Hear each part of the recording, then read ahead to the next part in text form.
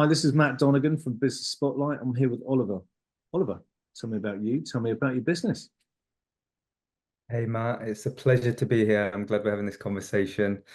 So I am the co-founder of a company called Flight Story. We're 3 years old. As a marketeer, I'm going to start with our romantic vision. Our mission is to keep companies at the forefront, and you're probably thinking, what the hell does that mean? We offer a range of marketing services from growth services, strategy, creative, comms. We're pretty multifaceted. But keeping companies at the forefront is a mission we took on. We took that on because the world is changing very quickly. Technology is augmenting more of the work that we do. And we wanted to build an organization and team of people that not only understands change, but really embraces it, leans in, and looks for new opportunities. I'm the biggest believer that the winners of the future are not doing the exact same things as the winners of today. And it requires a certain mindset, requires certain behaviors to A, spot the opportunities of the future and the things that are going to come next, but also B, take advantage. So I find it exciting in slightly uncharted waters. Just to give you a little bit of context of who we work with, everyone from startup scale up all the way through to the world's largest organizations. The sweet spot for us, I think we do really good work with complex, interesting businesses. The reason I say that, many complex businesses have communication problems. They know too much about their thing. And there's always a role in the world to be a naive voice and help companies distill down their story and what they do in a more effective way. And that's at the heart of what we're doing in Flight Story. The business operation now, we're about 120 people. We launched in the US a year and a half ago. So things have been going well.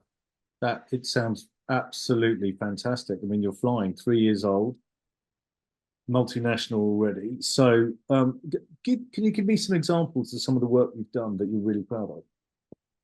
Yeah, of course. So it's really interesting.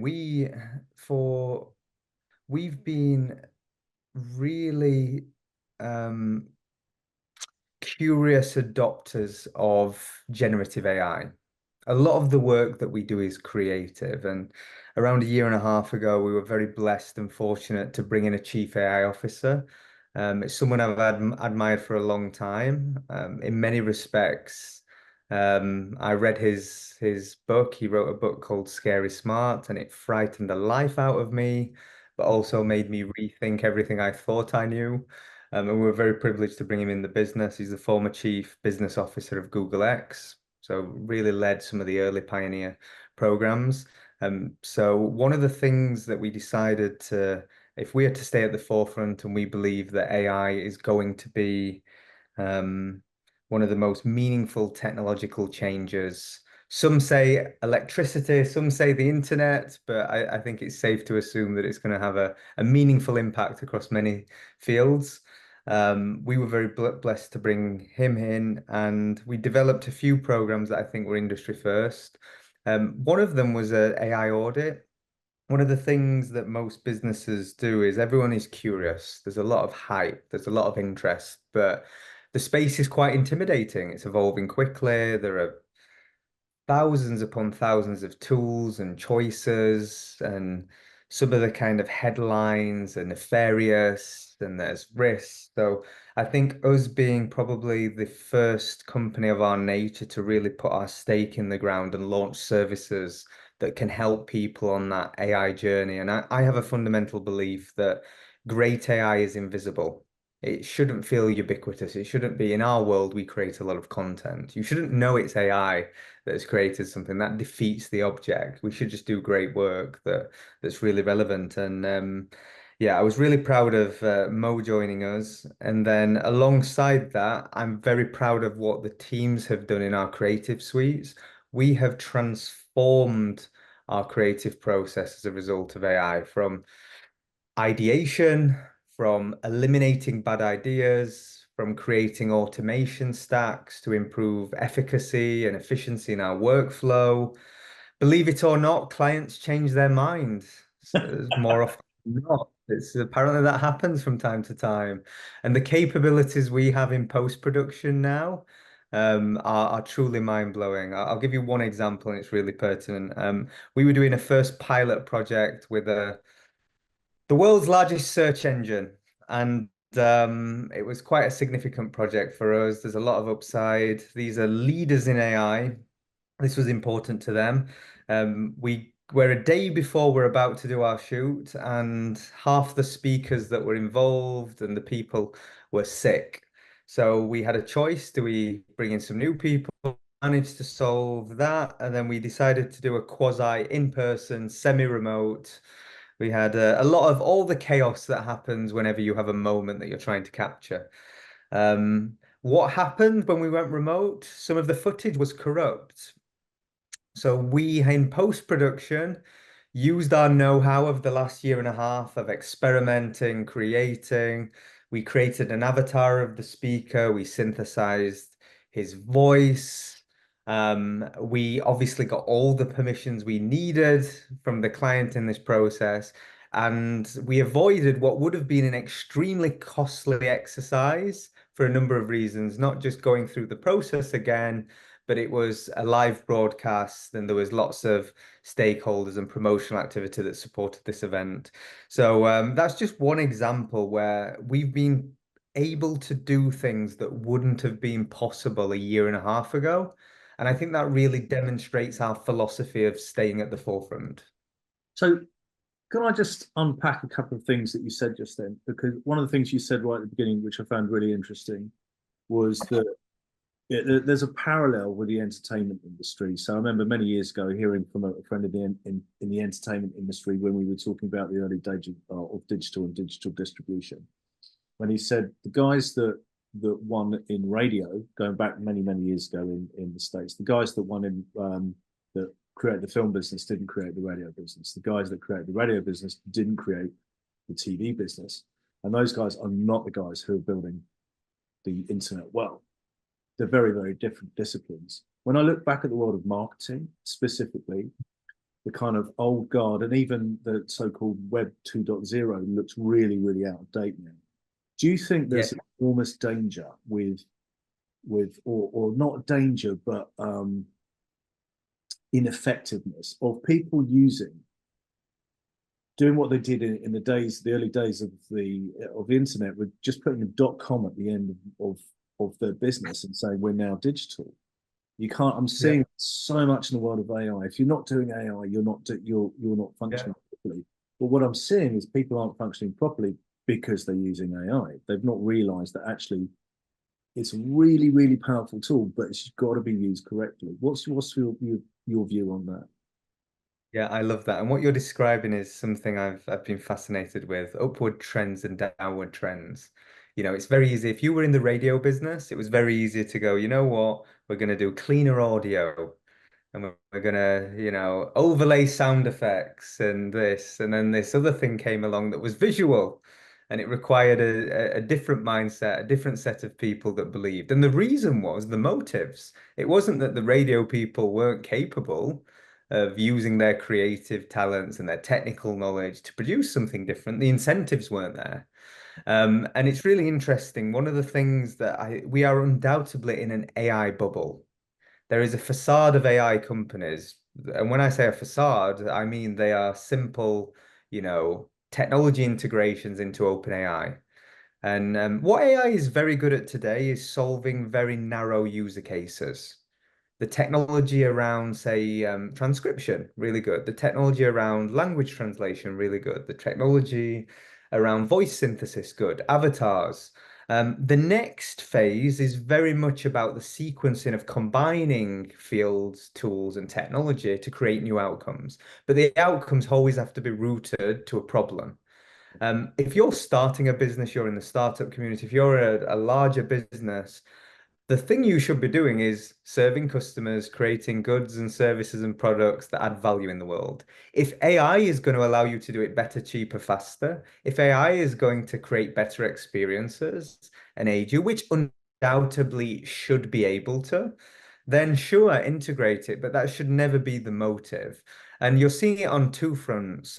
We have an investment portfolio and see a lot of companies that are AI tech businesses and inflated valuations, but fundamentally they don't have anything.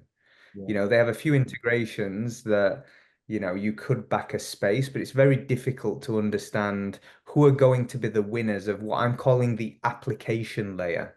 If you think of mobile birthed the titans of tech today. It allowed for social media. It was the infrastructure that enabled Airbnb, Uber. You start to see all these innovations and titans of tech today. The next iteration now is intelligence, and that's a exponential curve that we are going on. And I think we'll start to see application layers are the next titans. But alongside that, you still have the infrastructure. yeah, You have, this technology is very power intensive. There's certain hardware limitations, requires a lot of processing power. There's latency, the models are too big, they're too costly. So there is so much infrastructure that still needs to be built for AI to unlock its true potential.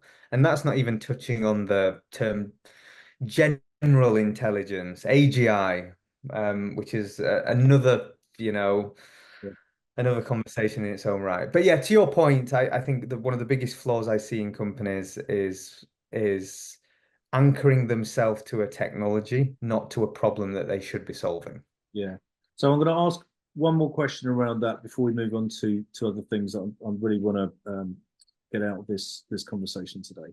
So at this moment in time, or what you're effectively saying is that actually it goes back down to the age old thing in any business, which is problem solution. Know your Mhm. audience, know the problem that your audience has, that your customer has, and know what to charge them. And then all AI is doing is effectively making that either more effective or more scalable. And that's it. That's effectively it, right? Because what else can it do? If you haven't got a problem and you're not solving a solution, then you haven't got a business, right? So where I would say yes today, probably no tomorrow. And the reason I say that is because right now, um, AI has many limitations. It's really good at rationalizing huge data sets. It's surprisingly good at emulating people and being creative. However, what it's very good at alongside that is elimination. So if you said to, and what you have now is a level, there's a term in the field called multimodal, which basically means language is no longer an issue. From text to video, from video to audio. And the interesting thing about being multimodal is it's not bound by format. It's actually DNA is a type of language, code is a language. So suddenly, if you think of how much, advancements you can see across every field by improvements just in these models, these baseline models, one of the interesting things, the reason I say no is if I said to you, eliminate every known outcome based on this particular problem that's known to exist already. Give me a new example and explore this territory and this territory and this territory. You would probably get somewhat of a unique solution to a problem. You'd have to be very thoughtful and you'd need to untrain some unhealthy behaviors we have. We've learnt to use the internet through search. And what search did is it gave us very crude habits. I want to find a Japanese restaurant in Shoreditch. I misspell Japanese and type Japanese restaurant. I use keywords. And that's my online behavior that I've been trained over the last 2 decades. If you think now about artificial intelligence and prompt engines, we effectively are moving into an era where we have the discovery part of that entire process disappears. So now we have to be really specific on what we're asking. We need follow-up questions. I need to say, tell me the top 5 Japanese restaurants that is famous for this type of, sushi that does X, Y, and Z. Can you narrow that down to this street? We have to be very specific. So if I think of all of that, this opens up a whole world of new possibilities because our interfaces are all going to change in the next 5 years. Yeah. The possibilities are changing. And that's the only reason I challenge, because anyone who says with certainty, it's very easy to look at what we can do today, and go, you know what, there's limitations, yes. But honestly, I have been obsessed for several years now, and I am, every prediction I ever made um has just been wrong on the time frames. I've like, oh, we're not going to have video for 7, 8 years. Um, stock imagery is going to disappear. Stock imagery is going to disappear. Video is going to disappear. Entertainment's going to disappear. There's so many of these things that are just getting indistinguishable. I go, you know what? I'm just going to sit back and enjoy this, try and learn and take advantage. So, a question about that you've just brought up, actually, bearing in mind that what you do in marketing, marketing is often about storytelling and it's about providing context to an offer. So, how do you think content creation and the distribution of content is going to be affected by the technology stacks that are appearing now? Yeah, we've already hit a level of content saturation. I think we're going to see more mundane, bland, generic, useless content. Not that we need more of it in the world. There's a phrase I love, and it came from the chief creative officer of Accenture Song, and he was describing the generative era. And he said, mediocrity is free to everyone. Humans have to step up. So I actually see two worlds. From a content standpoint, I think there's going to be a world of hyper personalization. So right now, your social media feed is curating you based on what it has learned. The machine learning has learned about your preferences, your likes, your dislikes, even the things you didn't even know you innately wanted. And it's going to serve you very different things to me, as a consequence of that. Imagine you move into a future state where creative is generated in real time based on your wants, needs, and desires. It's not curated from what already exists, it's created. So everybody has a very unique experience. And I think if you look on a 10-year horizon, that's a very realistic expectation across all fields, whether that's your digital viewing habits, whether that's you going to the cinema. I think technology is going to provide that. Conversely, one of the wonderful things about creative and content and stories is they bond us together. Yes. You kind of want the same experience, so you can talk about it, you can connect around it. It can inspire you in the same way. You can interpret it in your own way from your own perspective. Yeah. So I think there will be two worlds. There will be too much content, if there isn't already. There will be more of it. I think we can move into new possibilities around true personalization, which has always been a marketeer's dream. We've talked about personalized experiences forever. That's a real possibility now in a generative era. Alongside that, I think great storytelling that connects with people, that makes you feel something, that will remain the same. Will the process to creating those great stories, will they be enhanced by AI, and will the costs be reduced, and will more people have access, and will more people not be bound by technical limitations that they once had to create these amazing productions? Yes.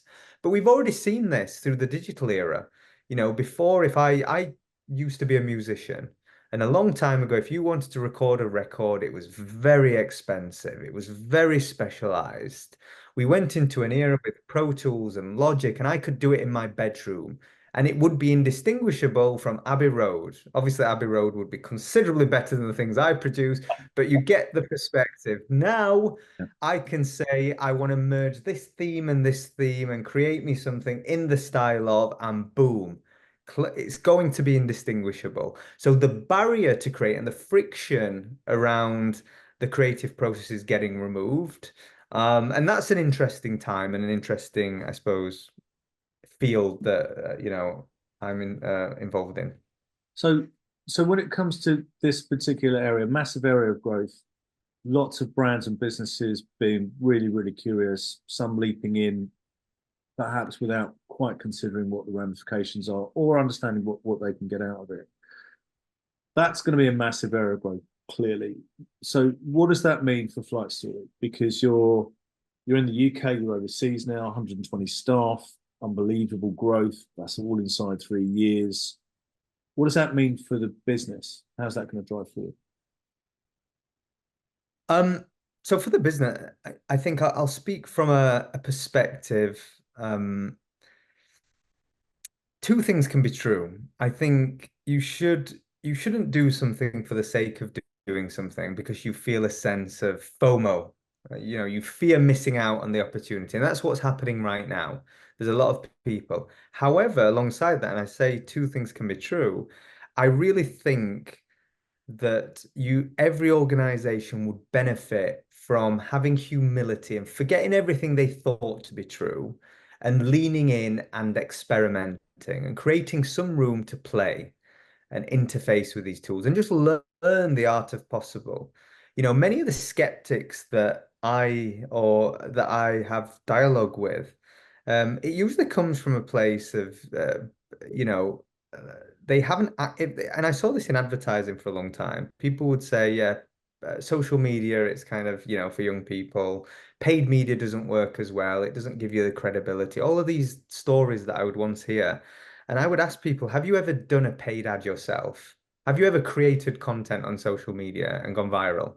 And they would say, you know what? They go, no. I go, well, stop forming an opinion based on, you Yes, know, something you're absolutely. reiterating. So, Just so my belief on that is like everybody should be curious right now. To your point around government, you kind of framed it in a way that was like there are some risks and you don't want to be too bullish. This is 100% true. We've seen large organization integrate generative chatbots. And then we've seen chatbots swearing at customers. We've seen airlines integrate technology in a less considered way and give people wrong information that's cost millions of dollars.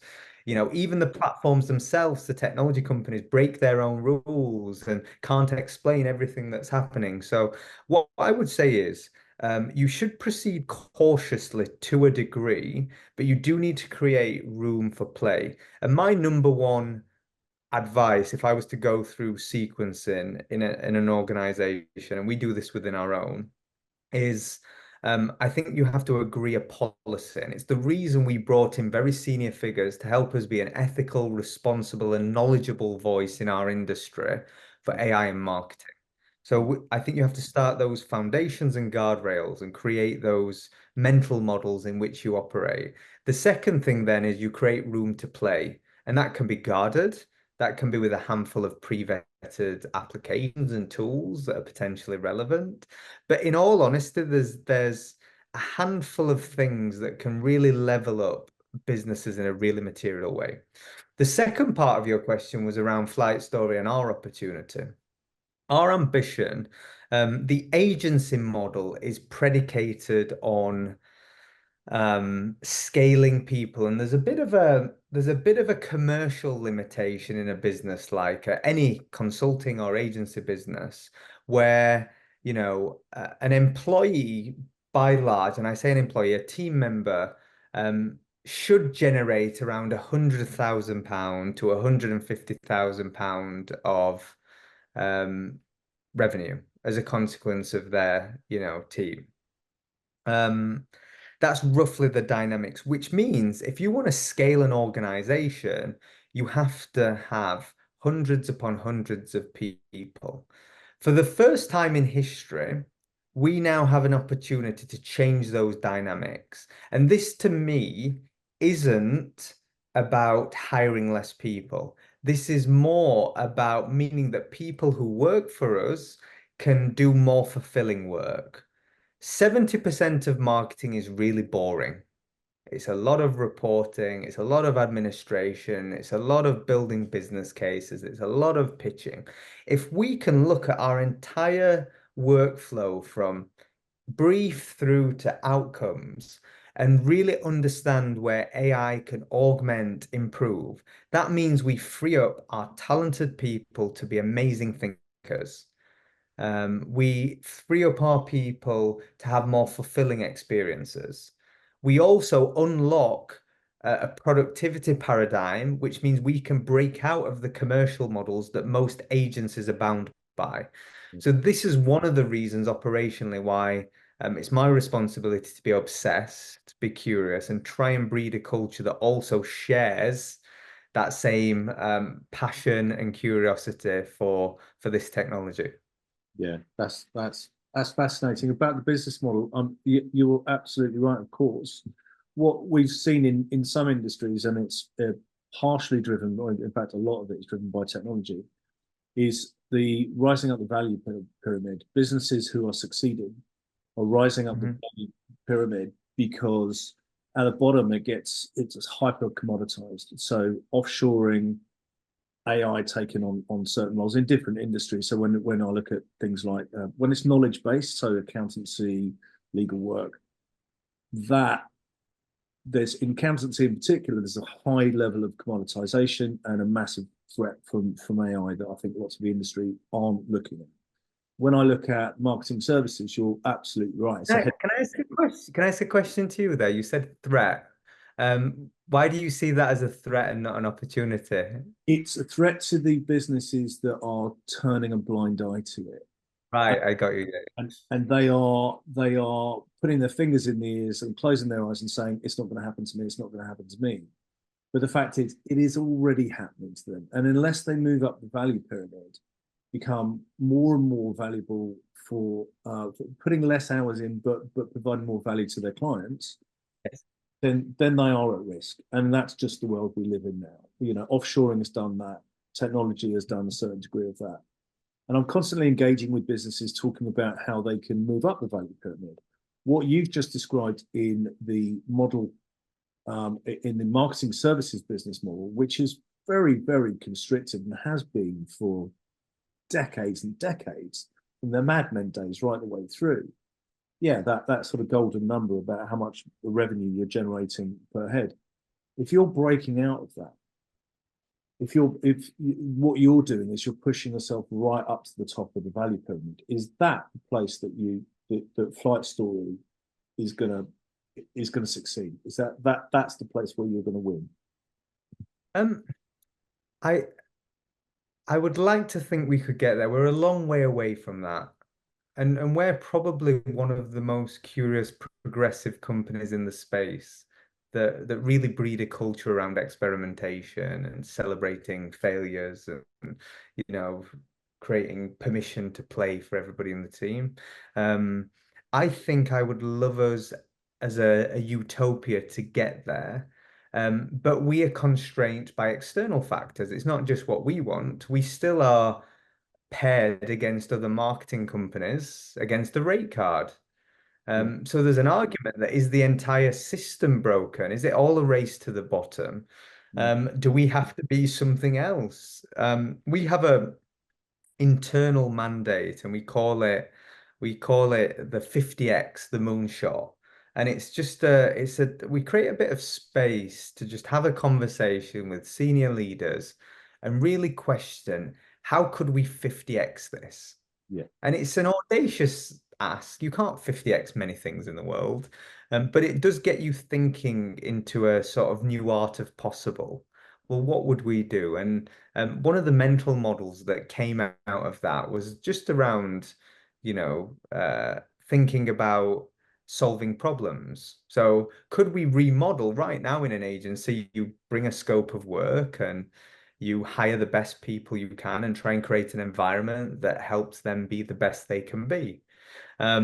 Maybe there's a different model. Maybe there's a sequence in that says, is there an automation or is there a AI augmentation that can solve this problem first? If not, is there a SaaS solution that can provide most of this problem to be solved? If not, is there a partner that can teach us something we don't know? And then maybe it's if that's the case, now we are confident that we have a person that we can bring into our business, that we can, provide opportunities to that are phenomenal. That's maybe a different framework to solving problems.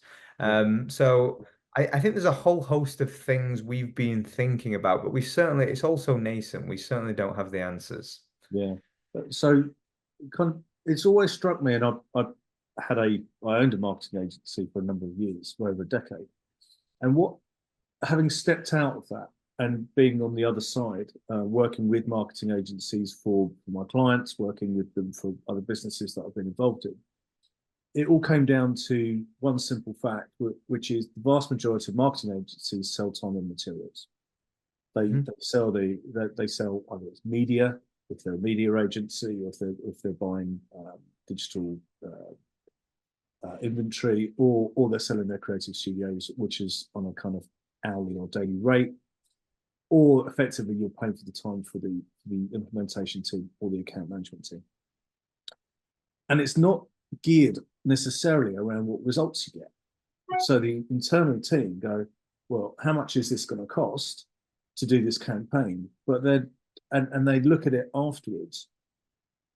I've always wondered, and it's a risk for the agencies as well, about how you can get to this stage where actually the value you derive is what you're getting paid. I.e., you might get a click from whatever extra profits being generated for the business. That would seem like a far more equitable arrangement and would make the marketing agency have to be super focused on what the real business objectives were, as opposed to just selling time and materials. Are you moving towards that? 100%. It's something I've thought about. The incentives in any service-based business, professional services, is flawed, fundamentally flawed. And I'll take it out of marketing for a second. I'll relay a conversation I had with our lawyers. I'm being paid, I'm paying by the hour. And for 15 minutes, we're having small talk on this conversation. I'm thinking, this is really expensive small talk. And our lawyer's great at speaking. He's very eloquent, can tell you everything. And I'm just thinking, I just want you to get to the answer as quickly as possible. And I'll pay you a fair fee for doing that. And then we go down the many, it depends, it depends, it depends, it depends, and it ends up paying. And we ended up where we thought we would probably end up, which is usually the case in a number of cases. And that was just a moment of realization to me, going, this is broken.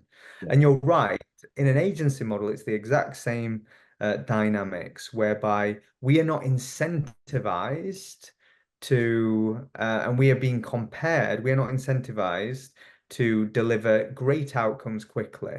And there was something I heard someone say once where they were talking about their skills and their expertise. And, you're not paying me for the 1 hour of my time. You're paying me for the 20 years of experience to know how to get to the right answer faster than anyone else. It's kind of symbolic of where I think we can go. And this is not just in professional services, by the way. This is in SaaS. There's a theory going around that through AI agents and augmentation, there's a service called SaaS as results. So now there's a theory that we might get to a period where we will buy products and services purely based on results. This would be very intimidating for many fields of marketing. And I'll tell you why. Creative is often subjective. It's very hard to measure impact of great creative. It's very easy to measure clicks and sales, which you create these incentive models in our world where everybody's doing lower bottom of the funnel work because it's easy to attribute. It's called the McNamara fallacy. We measure what is easy, not what is necessary. And we've got an entire industry that measures clicks. And as operating marketing agencies and working in the field, it's a very human art. You're connecting with people. It's behavioral science. There are many influencers that influence you that you're aware of, many that you're not just the last thing you click at the end of the day gets all the credit, all the deployment, all the resources. So we have a flawed system in marketing in that sense around attribution. And that's one of the limitations, I think, of software, like software or services and results-based outcomes. I think there are some limitations. So I don't necessarily think in the next decade we will get there. However, I think there will be some hybrid version of that where teams are paid, a baseline and there'll be maybe upside for doing things faster. Or I think commercial models can be reinvented and rethought through. Yeah, and I absolutely agree with that. I'm witnessing that with some of the offshoring or nearshore teams that I've started to work with for various clients when they are far more incentivized by results. So you have a sort of baseline Mm, that allows them to do the work and you pay them on the results that they deliver. And it just seems more equitable, really. They are so incentivized to deliver that what needs to be measured in that case is, and you couldn't really do it with really strong creative, for instance. It doesn't work in that environment. Um, they are so incentivized that you kind of have to rein them in sometimes. They really want to push, but that's not necessarily the culture we have in the more developed economies, call it that, whether it's the yeah. US, the UK, and we are stuck in these very old business models. Yeah. And I look at so many different businesses on a daily basis and think, could this be? Uh, could you shake this up to really create something different? From what I'm hearing, it sounds like Flight Story are kind of on that path, and I think that's absolutely fascinating. Absolutely fascinating. So, what are the immediate plans then? What have you got in the pipeline at the moment? Is there anything that you're really excited about? Yeah, so there's three things. So flight story, there are three pillars. We ladder up to a new organization, a new holding company called Flight Group. Um, and one of the things that we haven't unlocked across Flight Group, so Flight Story, think of that as marketing services. Yeah. There's Flight Studio, which is a new media company that has Diary of a CEO as a headline proposition, and now 5 new programs are being developed alongside that, plus a whole range of other initiatives from product development, authors, books. Think of that as audience. So we have marketing, which is a brand and growth engine, we have audience, and alongside that, there is Flight Fund, which has two components, ventures for early stage and fund for Series A and beyond, based on a field. We have just scratched the surface of putting intention into making these moving parts work together. Oh, amazing. And the perfect value creation flywheel is we would love to back early stage companies in ventures, see them, rise to the fund and take capital because they've hit a certain growth profile. They should be partners with our audience and media network so they can be amplified and promoted. And alongside that, they can leverage a multitude of their marketing services through Flight Story, albeit creative services, performance services, communication, and so on. So we're trying to create, and some of it's been very intentional. Some of it is reverse engineering the many ventures that exist across my business partner's portfolio. But that's a really exciting time because it feels like although we've been on a very ambitious and quite an accelerated growth curve as a company, it feels now that the ambition of the business just got a lot larger.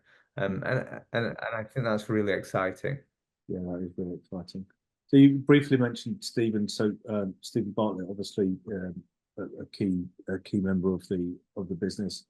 Do you think that having that voice from Stephen in the marketplace has helped the initial journey of Flight Story? Although you're clearly on a really high trajectory at the moment based on your own skill sets. Did that have an impact in the beginning when you first started the business? Oh, undoubtedly. So I've worked with Stephen for almost a decade now. Wow. Um, and there are very few people, and there's the public persona of Stephen. There's the person behind the curtain, very similar in many respects. But something Stephen doesn't get credit for, you will not meet someone who works harder, who learns more, who's more curious, who's obsessed. Mm. And his real skill sets are his appetite for risk, which I think if you're an early stage company, when you're around that, it's fuel. There's a sense of belief that permeates an organization. So Stephen really, really embedded that within our teams very early. Profile, we had credibility before anyone had heard of the company in a way that we wouldn't have without founding the business with Steve. And I think fundamentally it's been a massive multiplier of opportunity in many respects. But Um, I mean, you're clearly hyper passionate about the business and incredibly focused, and that's really coming across in spades. So you told me about what the future might look like for Flight Group and Flight Story in particular. What about you? What about Oliver? What's Oliver's journey going to be? what's Oliver's journey? Well, as you've probably discerned from this conversation, I'm a workaholic. I wear it as a badge of honor in the sense that I feel very blessed that I get to choose my struggle. I love what I do. I've always pursued kind of passion-based endeavors. I used to be a musician when I started my career. When I was young, I wanted to be a football player. Found myself as a marketeer. We're an eclectic mix of people that didn't know what they wanted to do. But I've got a lot out of my journey I've been on. I find it very fuel, and I think you learn a passion through mastery. So my motive has always been try and be the best marketeer. Try and be the person that understands technology so he can connect the rest of the world with it in a way that others can't. So I've tried to pursue, for me, is continuing to learn, continuing to stay curious. There's a phrase I love, and I heard it from a comedian. He called it being hungry-eyed. And as a comedian, he would go to where he started his career and he'd do these like walk-ins. And he's a very famous comedian, can sell out stadiums, and he's still every single week. And he said he wants to take himself back to be hungry-eyed. And for me, it's one of the things as a marketeer, yes, 70% of my day is an administrative, absolute wormhole of things I don't want to do. However, I really, really make a conscious effort to try and create space for the work and what we do for our clients and creative and those things. So for me personally, I'm going to keep doing that. And I love trying to create and build great companies and work with people that I like and admire and learn from and respect. So for me personally, just more of the same. That's my mission in the near term. That's fantastic. Oliver, I would love to keep talking for hours. Let's put something in the future to speak again because I found this absolutely fascinating. You've touched on some points that I find quite inspiring, and actually, Flight Story is clearly quite a visionary business, and I want to find out more about it. So, let's put some time in the future. Thank you so much for your time today. It's been amazing. I'd love to. And thank you. I really enjoyed this conversation. Thank you. Bye bye.